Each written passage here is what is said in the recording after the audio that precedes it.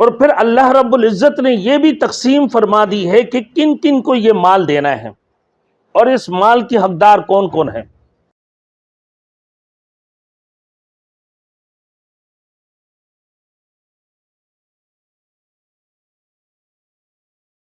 Thanks for watching. Don't forget to like, comment, share and subscribe to Maulana Habibullah Rouhani Official.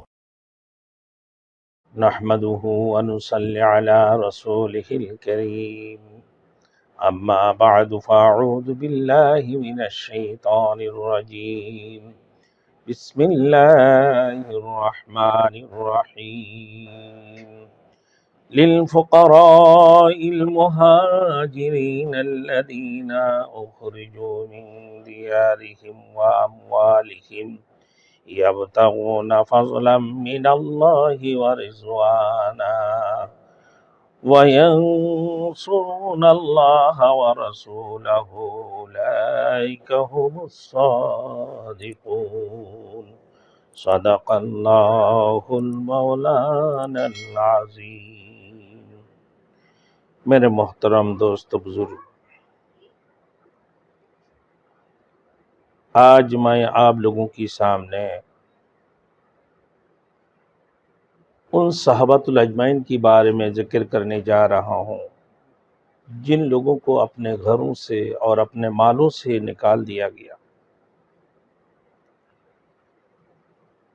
اور رسول مقبول صلی اللہ علیہ وسلم کو اللہ رب العزت نے یہ حکم فرمایا، اے محمد رسول اللہ صلی اللہ علیہ وسلم، جو مال فائی ہے یہ کس کے لیے ہے؟ گزشتہ آیاتوں کے اندر اللہ رب العزت نے یہ ذکر فرمایا مال فائی کے متصرف کے بارے میں کہ حقیقی مال فائی کے مالک کون ہے، اور متصرف تو اللہ تعالی ہے، اور اس کے بعد اللہ کی رسول اس کی حکم کے مطابق اس مال میں تصرف کرتا ہے۔ یہ مال خود اللہ کے نبی اور اس کے قرابتداروں کے لیے ہے جن پر زکوٰۃ و صدقات حرام ہیں، مگر وہ اللہ کے رسول کی مددگار ہے۔ اس مال کی مزید حقدار کے بارے میں اللہ رب العزت نے فرمایا کون محتاجوں کے لیے ہے، جو ہجرت کرنے والے ہیں، وہ جن کو نکالا گیا ان کی اپنے گھروں سے اور ان کے مالوں سے۔ ایسے لوگ تلاش کرتے ہیں، ایسے مومن لوگ تلاش کرتے ہیں اللہ سے فضل اور اس کی خوشنودی۔ اب میرے دوستوں، یہاں پر اللہ رب العزت نے یہ بھی فرما دی ہے کہ ان محتاجوں کے لیے ہے یہ مال فائی۔ پھر یہ مال اللہ کے رسول کی قرابتدار عزیز و اقارب کے لیے، کیونکہ اس لیے کہ ان کے اوپر بنی عبد المطلب اور بنی ہاشم کے اوپر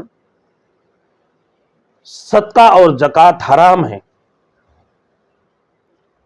آل بنی عبد المطلب اور آل ہاشم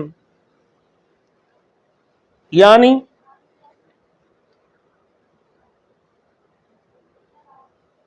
آل عباس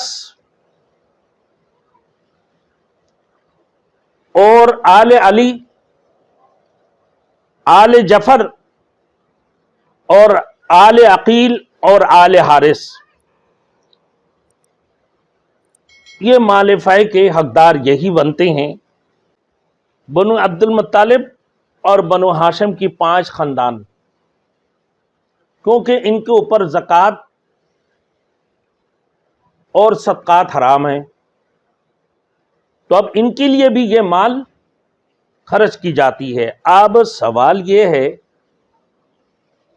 کہ مال فائی کیا چیز ہے؟ جو بغیر جنگ کے مال کسی معاہدے کے تحت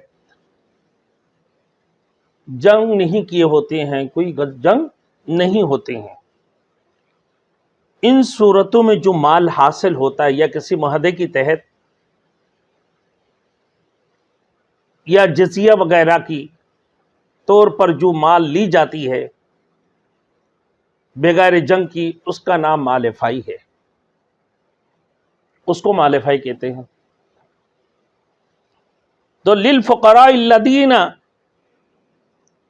اخرجوا من دیارہم واموالہم، یہاں پر اللہ رب العزت نے ان محتاجوں کے لیے جن کو اپنے گھروں سے نکال دیا اور ان کے اپنے مالوں سے نکال دیا گیا، وہ اللہ کی فضل، ہمیشہ اللہ کی فضل طلب کرتے ہیں، اللہ کی فضل کی متلاشی ہے، اور اللہ رب العزت کی خوشنودی حاصل کرنے کی متلاشی ہے۔ یہ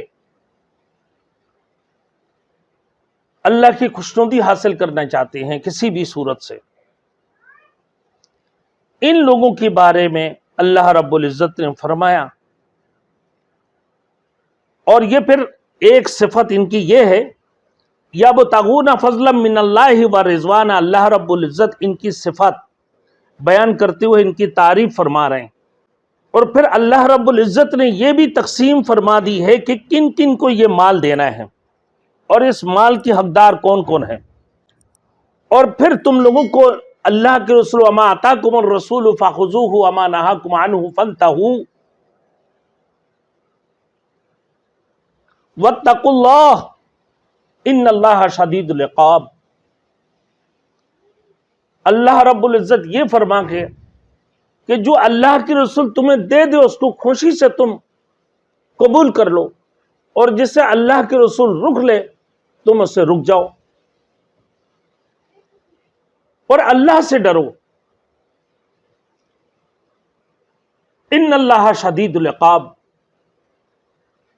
اس لیے کہ اللہ سخت عذاب دینے والے ہیں، بے شک اللہ سخت عذاب دینے والا۔ اللہ کی حکم کی فرمانبرداری میں، اللہ کے حکم کو ماننے کے اندر کامیابی ہے۔ جو اللہ کے رسول کی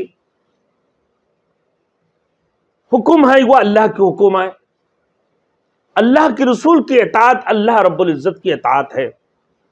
جس نے اللہ کے رسول کی اطاعت کی ہے وہ گویا کہ اللہ کی اطاعت کی ہے، جس نے اللہ کے رسول کے حکم کو مانا وہ گویا کہ اللہ کے حکم کو مانا ہے۔